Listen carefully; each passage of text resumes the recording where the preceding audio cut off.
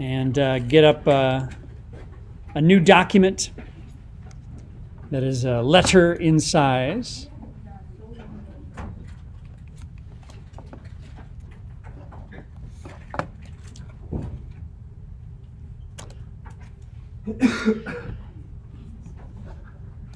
So I made a new document. I'll show you what that looks like in case you missed it. Looks a lot like the Photoshop one, doesn't it? This is considered a kind of a print tool, but also very useful for screen graphics. In particular, if you're going to go on to do animation with it. A lot of things like Flash being a vector program, After Effects representing vector content as well as bitmap content, likes Illustrator files, because not only can you bring them in and place them and have them look great, but you can also zoom in on them infinitely. Because remember that the classic reason why we like vector is that it's fully scalable to an absurd amount. For example, if we made an icon today that was 40 pixels wide in vector, but we wanted to cover the side of the building with it, we could scale it, no problem, it'll come out nice and sharp. So that's weird, but cool. So to get started, we can do a CMYK style document. You might just go to print presets and pick a letter one. You might want to make your page wide instead of tall, landscape instead of portrait, because we're going to end up with several objects across the page here. You'll notice there appears to be a lot more tools, sort of tool-centric, tool-heavy. The big ones that we'll worry about today are going to be drawing tools, starting largely from the pen tool, selection tools, the arrows up here that we would normally associate with picking up something and moving it, and then a couple of other things. I'm hoping that through this process we'll see all of the essentials for your typical kind of drawing. Not making it great, just making it. Let's start with the pen tool. P for pen. I want to point out that the default colors when you start drawing are a black outline with a white fill, and that'll be fine for what we're starting with here. And I want you to begin over on the left side of the page and make a letter F. Hold down the Shift key as you click and click, and you'll see a couple things happening. First of all, it will constrain to only 90 and 45 degrees, so I can get perfect straights here. And there'll also be little sort of heads-up displays that are appearing magically as we click and click that tell us when to kind of stop in order to line up with lines we've already done. You can see that this top one is showing me the intersect point, so I know that if I click here and click here with my Shift key held down, I'll have made an exact shape there. So we start with kind of the easiest thing. Shift click, click, click, click. A couple of clicks later, you've got a filled shape. It's white on the inside, black on the outside. Currently, the line weight is probably a 1 point. And if you don't see your layout the same way as mine, you can always go to Workspace Essentials or Reset Essentials, depending on where it's sitting, and then you'll get it looking like this. But we can increase the size of the weight of that stroke, that initial stroke. We can also turn that stroke off, or we can fill it with a different color. So let's make this solid black. The way to do that might be to flip these two swatches here. Whereas right now I have a black outline and a white core, I could use this little flip control here, and now I have black with a white outside.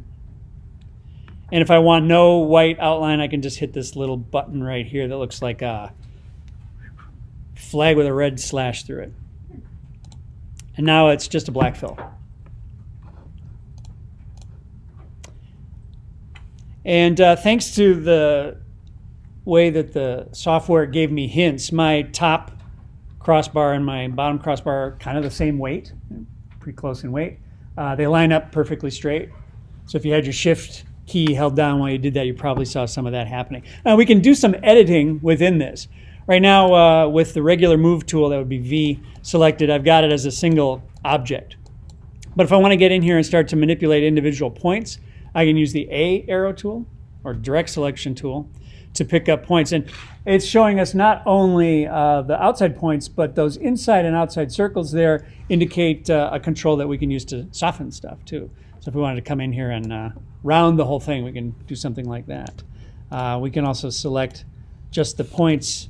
Let's say I take these two and I can bump it in. I could either pick it up or I could use the arrow keys to move those. So maybe I just want rounds here. That's going to do the whole thing. So that's an F. It's a box, right? Click, click, click. No curves, keeping it simple. Everybody understand the fill portion of that? That the leftmost swatch is the content and the rightmost swatch is the outline, the stroke. You have, if you wanted to change your color, and you may, a whole swatches palette. And it gives you about 40 or 50 there for default. In addition, you can load lots and lots of libraries. Each of these libraries has upwards of hundreds of things in them, so this can get really daunting really fast. For a book cover I was just working on, I loaded the neon Pantones, and that appended my list to have another, 80 or so items there. You can park those palettes if you want. So I'm going to just go with black here because it'll be clearest for us. Next letter, we're going to do an R. Let's try and do an R as a single piece. So we're going to bring up the P for pen tool, and I'm going to start it down here, holding down the shift key while I'm doing my straight portion.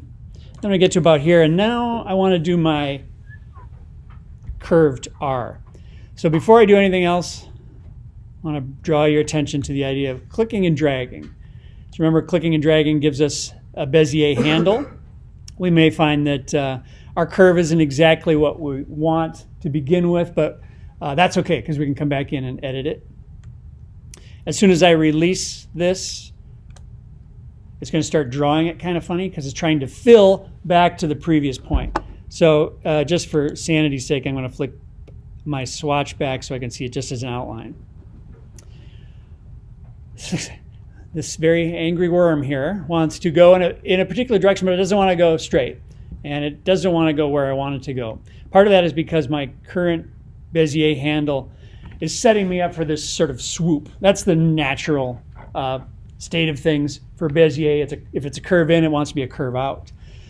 So in this case, we want to actually edit it back so that we can make a straightaway.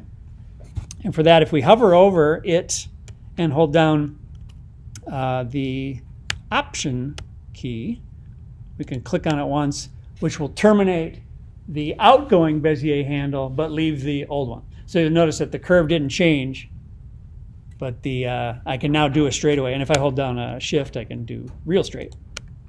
Okay, so we're going to do this with kind of the minimum number of points. So I've done 1, 2, 3, 4 to get my box. Now I've done 1 and a click and a drag to get my curve. Fix my Bezier handle. Now straightaway. Now I want to curve again. Go right over the top of your arch there and pull again, and you'll get a curve. That should be a pretty good balance with the curve underneath it because we centered it. Just click and drag until you see it feeling as fat as you think it should be. And I'm probably not going to get it on my first try here, so we're going to come back and do some editing with it probably. So theoretically, it's going to want to go into another curve, and it looks like it is, but it's not going exactly where I want it to go. So maybe I'll come back in and slide that handle back in by holding down the Alt key, clicking and dragging it back a little bit of the way, about half the way. And that's looking about right. I'm ready to click again, if you guys are. So I'm going to go click, and then I'll go click, and I'll close it up. Okay, so I did pretty good on my first try. I can see where it's looking a little Sesame Streety here, so I may have to do some minor editing. For that, I'll be using my direct select tool, and if you're in the same boat, maybe you're going to kind of pick up yours and make some minor adjustments. You might find that you have to move a couple of points to do it. You can move points together, right? So if I needed to change this to an N, it would be a short problem to solve. What do you hold down so you can move things? If you're using the A arrow, not the V arrow. V arrow would be for the object, A would be for the individual points. What? You can use the letter A, or you can go up to the, and it's harder when you're in the middle of drawing to go over to the palette, but it'll let you switch between the top arrow, that's the object selection, and the direct selection or point selection, which is the A. I guess it's the filled arrow as opposed to the hollow arrow. So I'm using that tool to do the edit with. And once you do, you can pick up individual points. I've actually got a spare point here. I could take it out if I wanted, but you know, this isn't really contributing to the shape of it at all. I can make it contribute. I could do a little different shape there. So maybe you went with a very kind of run-of-the-mill letter R there. That's okay. As I look at this now, I think that maybe I really want this to be not a straight, but a curve, a little better curve. So I want to actually convert this point to be a Bezier also. There's a tool for that, and it's under the pen. You can get to it with a Shift-C, but it's called the anchor point tool, Shift-C. And when I do that, I will click and drag, and now I'll get a little curve there. So I have to be careful not to, bump in my upright too far. So I might do something like that, and then bring in that Option key and straighten that up just a little bit. And maybe that's better. Okay. I'm satisfied with it. I'm going to just reverse it so now it's filled again.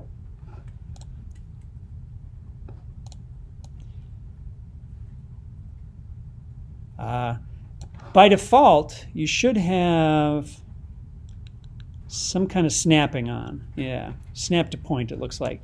And that's really nice because you can see that as I know that it's sitting on the baseline because it's kind of hanging up on it.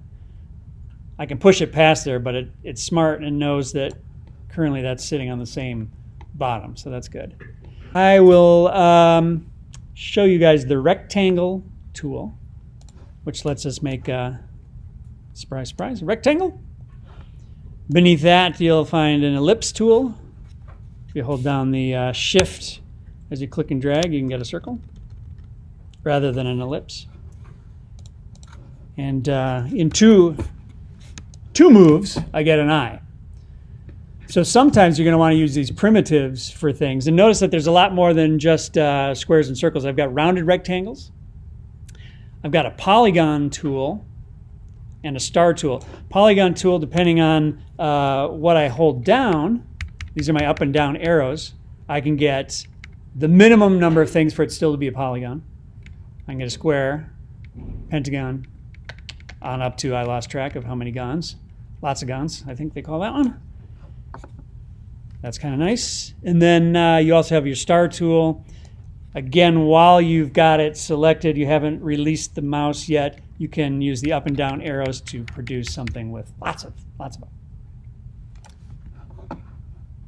Sort of a sun tool. And then if you were to continue to use that tool, it'll be where it last left off. So that's the thing. All right, I have two unfilled shapes, so I'll grab them quick, solid them up. Now, right now, if I wanted to move this as an eye, they're separate pieces. I'll show you one way to combine them, which would be to group them.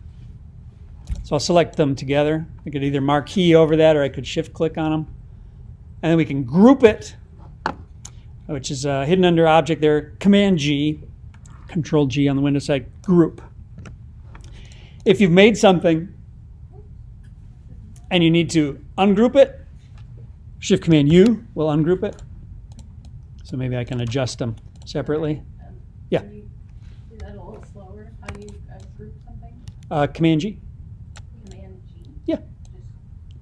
So you have them selected. You got to have the items of interest selected. Well, you can marquee over the two pieces. That's kind of a classic way to do it. Or you can shift click.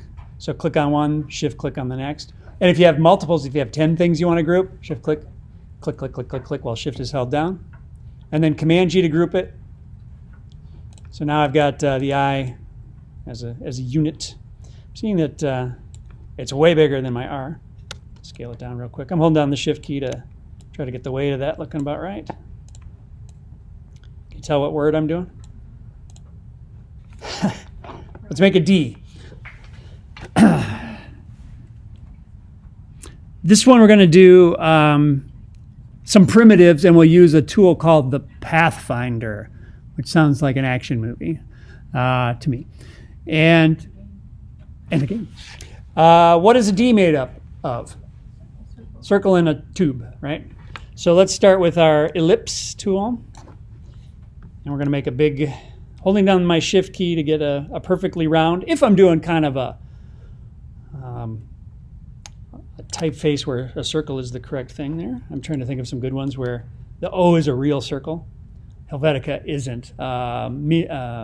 Myriad, I think, is. One of those standard ones has a pretty O-ish, roundish O there. But it's solid, right? I want to punch a hole in it.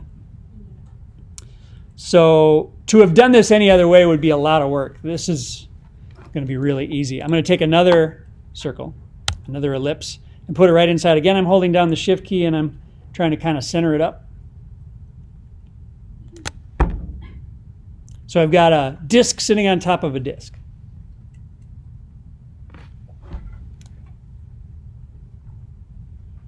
Pathfinder is a palette of tools that you can find under Window, Pathfinder, and it's got a bunch of icons that will be confusing until you get the hang of it. But the two big ones we'll use are the things that unite and the things that minus front. You might also use intersect. Once you start getting clever with this, you'll start seeing objects in terms of ways you can use this tool instead of drawing complex objects. But to make a donut here would be to select one of them. Let me make sure I'm on my V or move tool, my basic select tool. Select the first one, shift click on the second one, and then we'll do this minus front thing. And now I've got a donut, a rather skinny donut though. Would it be wrong to make an ellipse inside of that and then turn that one white? Or is this the path? No, that would be fine because you could group that. Yeah. But then if you changed your background, if the client said, yeah, we don't want a white background, we want a tan background, now you got to go fill all those holes. So there's kind of an advantage to that. Mason? Yep. Sure. That's under Window and Pathfinder. It's a palette, a floating palette. That's not around until you ask for it. So one more time again, we'll just do, I'm going to try and get my size of it a little better here. I'm going to move my one with the arrow keys to try and find center point a bit. Again, move tool, V, select the two, and donut that out. Again, the one here is subtract, the minus front. You might, some of these others might do the same effect depending on what is happening. So for example, if I wanted to add a little circle-y piece at the bottom of this to make it a little bit more dynamic, I could select this guy, select that guy, and I could, it's going to take everything out. You may find that some of them won't let you do it. Yeah, there's a piece that's kind of interesting. I could take this and like that. I don't like it. Okay, let's do my straightaway. That's going to be a rectangle. I can get my tool to do it. There it is. Shortcut for that is M. M for the rectangle, and then L for ellipse. Just think of that. And I just need a big one of these. Trying to get my weight right. That looks okay. Okay. These need to get combined. Guess which one of the shape tools on Pathfinder I'll use to merge them together. Unite? Unite, yeah. Okay. So with that selected, I'll click on one, shift click on the other, unite. And now I've got a D, a solo D. which I could have drawn with a click, click, drag, click, and drag, click. And all right, you could have done that and probably should have done that with the R to get a better looking circle. But wanted to go through some practices and improve our practices as we go. But now we've got a D. And that's it. We're spelling the word Frid. We're all done. No. I don't know. I don't think I'm destined to be a type designer, but it is legible, right? It is legible. Let's turn the D into an A. Okay. So I'm going to copy my D. I'll just select it, the V for Move tool. Copy it to the clipboard, Command C, paste it, Command V. Friday. That has 2 D's in it, doesn't it? Pretty. Okay, so I've got a pretty good basis of an A here, which is my bottom. I just need to make that top do the right thing. So I'm going to introduce another tool, which is to add a point. I can't bend that upright without another point. It's just going to, if I start trying to move the pieces of it, it's just going to move like that. So I got to do something else. So there is a tool, and I believe you can access it with just the plus button. Yeah, it's the Add Anchor Point tool. Also under the pen, you'll see the plus for add and the minus for delete. Remember I had that spare piece over here? Let me see if I can find it again. So right now I've got this point, which isn't actually contributing to the design of it. So I can minus and kill it, and my shape doesn't change because it's really a redundant point on that straightaway there. Okay, but now plus, and we're going to put a plus here, and we're going to put a plus here. And while we're at it, we'll go Shift C and we'll convert those to curves, Bezier curves. Shift C. And you'll notice that when I click and drag out, they might want to go in the wrong direction. So maybe I'll give it a little twist to spin it in the right direction. So if you didn't see that, that was also under the pen tool. It's Shift C to get you to the convert anchor point tool, or anchor point tool. So now theoretically, I could start moving this over to being more of an A.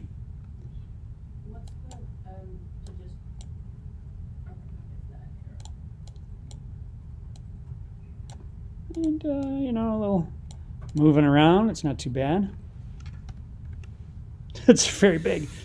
So if I wanted to remedy that, I might select multiple points at a time. Here I have my A arrow selected. Maybe I just want to move all that stuff down together. Like that. Maybe now that I have that, I want to select all of those guys and squat them down a bit. I don't know. Different style there. Style. Style is when you make something and you didn't mean to, and it does look like a wilted D, I'm afraid, but maybe to distance ourselves from that one, we'll select this point and this point and punch them in a bit. I'll take this guy.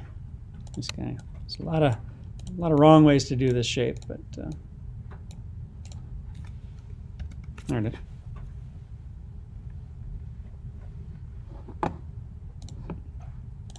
And we've written Frida, who was one of the singers in ABBA, actually.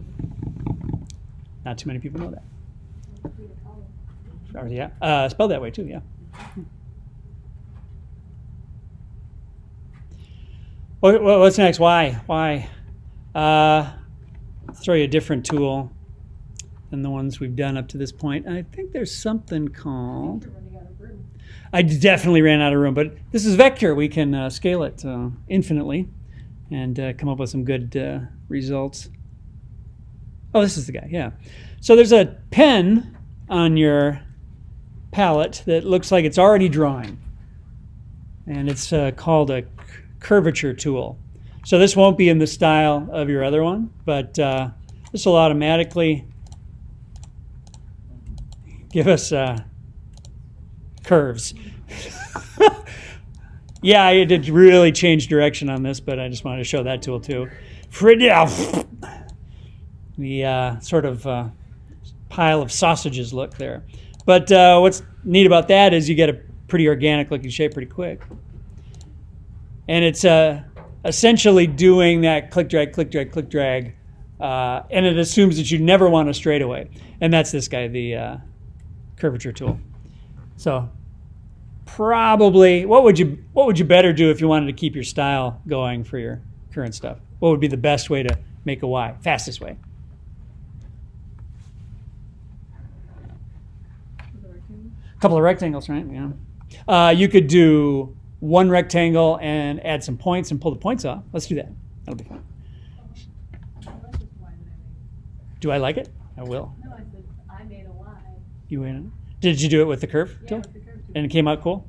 Yeah, so that's a nice thing about this too is experimenting, you can sometimes end up with something better than you intended. So I will rotate this into the place that I want it. I'll place it here. And I'm going to add points. Let's just try that. You could do this a number of different ways. So I'm going to hit the plus button. I'm going to figure out where my line is coming out of. Okay, my challenge here, if I'm going to extract a piece of it, I actually need 4 points. 2 pretty close together. Now let's go down, select those middle ones, and pull them out.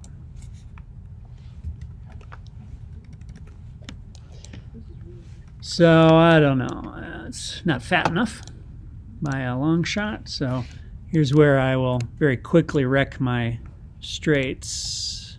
That's not too bad. And maybe I want this sort of routine.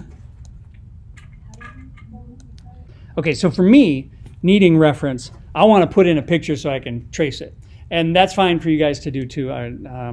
This is one where it's much more about maybe how you finally treat the object. Maybe you're going to change up the shape of it a little bit or style the color. But it's perfectly okay to use a reference in here.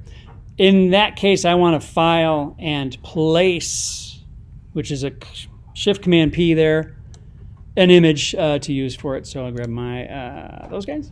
No, Bert and Ernie, original. Drop them in there. And it might behoove you to just have it on its own layer so you're not accidentally bumping it. You can set up new layers just like we do in Photoshop with the little add layer icon and so on. All right, so let's see if now my drawing has the tools I was looking for. Yeah, so for some reason my previous one wasn't showing those points. I'll look up and make sure you guys know what that is so that if that happens to you, you can fix it. But to get Bert, that's kind of a cone head from Saturday Night Live, but let's see, he's a little wider.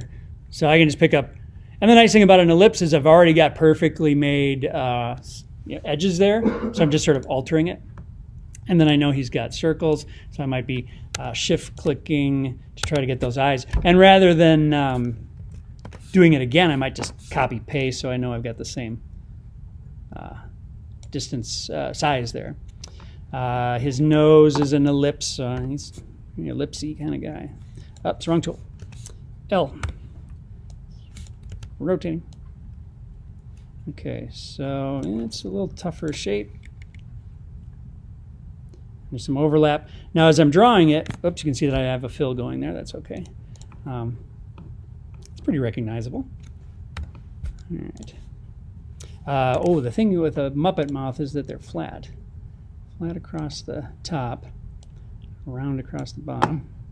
Okay, so you can see how my stack is starting, and because they're filled, you can see that his mouth is in front of his nose, right? So what you would need to do, either be designing it without fills, which is fine. But I think the shortcuts for these I know, so I have to look up where the object's moving them back. So it's arrange, and as you bring them forward and bring them backwards, it's Command and the bracket keys there. So Shift-Command, close bracket sends it all the way, open bracket, sends it all the way to the back. Opposite is true of front. So those are ones that are worth learning if you do a lot of this kind of thing, and by the 30th icon, you'll probably be there. So in this case, I'd want to send this not all the way back, because this is the deep back. So this is all the way back, and this is the second most back. Oops, no, there it is. And this should be at the front, so send that to the front, and so on. And it's at that point I could start maybe to fill things and see what I have. Notice it's all kind of primitives at this point. Figure out where those ears come out of his head. Send that all the way back. Copy paste so I don't have ears of 2 different sizes. It's actually looking pretty good. That eyebrow is going to be tough. So I suppose I could take get the essence of it with that, right? As long as it's a uni. That's oh yeah, and do rounded corners. Yeah, it's a uni. It's the classic uni. Let's use that. That's nice. And it's also kind of stylized too. It's too perfect. That's what makes it. So I can bend it and get an angry Bert going. This is how I usually see him, as sort of angry. So the hair, well, hair's going to be pen tool stuff. So click and drag to get around. Maybe I'll terminate it here to get that sort of his receding hairline, I guess you could say. I think in the all the nomenclature they say that Ernie and Bert are kids. They're kids. And then people say, where are their parents? It says, well, it was the 70s. We were a lot, we were a lot looser with our parenting at the time, so that's not bad. Okay, he's a pineapple. Let's start color. So I could just dial up color because we know that that's black. Let's get that fill going. I can do the same up here. Oops. Okay, so we know we got our blacks. Let's sample color with the eyedropper. I think eyedropper. Yeah, you can get it right off. Oh, he's got a crown. That's Kingbert to you, Ernie. Yellow. There he is. So now I might say that's accurate, but it doesn't feel accurate to me. It feels a little mustardy, a little dingy to me. So you might audition and see what real yellow looks like, if that's more iconic. I think somewhere in between the true is probably the truth there, something like that. Okay. Now my guy has a slight outline. Let's talk about making that fatter, just in case that's a thing you want to do, to give it a more stylized look. Just do that right on the properties for that object and be able to change the thickness of that stroke. Maybe it makes sense that the eyes have a black outline, because you notice that his sort of do because of that kind of drop shadow thing that's happening there. It's okay. His mouth is 2 colors, so it's going to take a little time to get there. Here's another thing too. I want the ears to be the same as the body. I'll eyedropper the body, and it'll use not only the color but also the stroke too. So you just have to make sure that you select it in the right order. So I want this to copy that. That's in there. Okay. So not as good a design as my traced one. You can tell it's him though. He just looks really mad. I think he needs a pupil. Need some pupils to let us know it's okay. Keep giving him squares. Of course, he could be cross-eyed here too if we're not careful. I think one thing that's representative of the character that we probably want to get is how thick the pupil is compared to everything else. Yeah. He needs a tongue, but we're kind of on our way. I think he also needs, he's actually not he has a flat base, so we got to fix that. I think I could do that by going in like this. Oh, Bert. Got kind of a double chin going there. There we go. So hopefully I'll do a better job than that, but that shows some of the tricks for dealing with the stacks. Very quickly you can be out of order, but just kind of send things back and or send things forward. Like if this is at the bottom of the stack, just going forward until it comes to the right place. Okay.